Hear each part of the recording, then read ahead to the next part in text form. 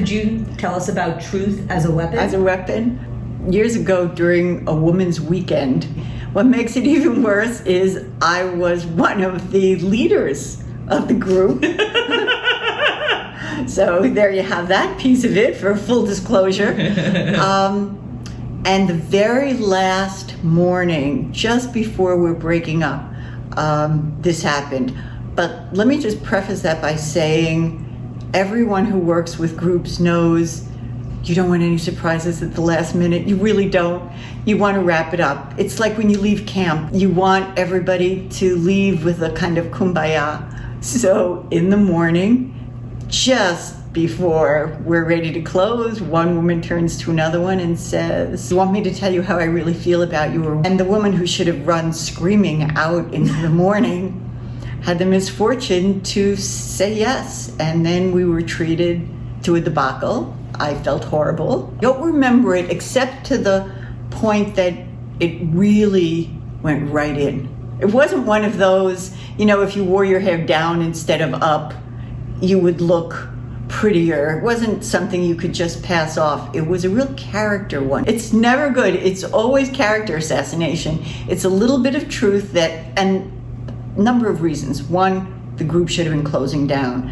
So this person's timing was exceedingly aggressive. It was a doorknob comment. That's what we call comments in psychology that you make and then you walk out the door. So nothing can be dealt with. So the other one was left holding the bag, as we all were, for different reasons.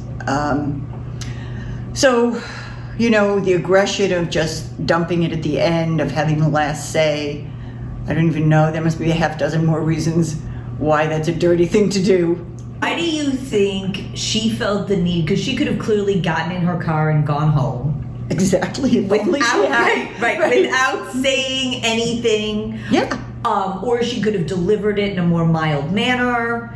There were many different things she could have done. Yeah, she could have called her best friend and unloaded. Right? Exactly. What do you think it was that made her feel the need to do this and to do it publicly?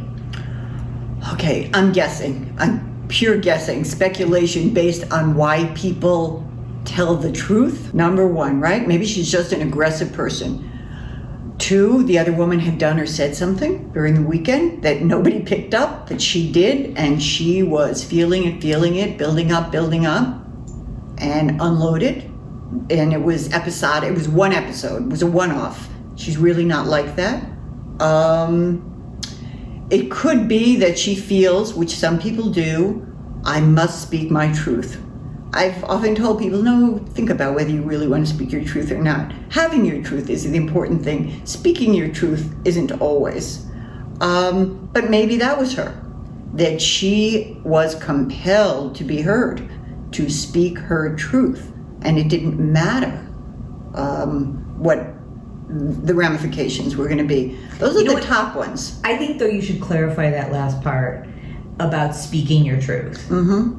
Because I think a lot of people feel it's very important to speak your truth. Mm-hmm. Speaking your truth to cause harm, I would question how much that's truth and how much that's like a lot of aggressive insight. And you could just pick up, a club and hit somebody. That doesn't even feel so much like truth to me. It feels like weaponizing words. Having your voice, I'm 110% behind that. I believe that people must have a voice. I think that's the only way we make it through, is with the courage to have a voice. But some of it is about timing.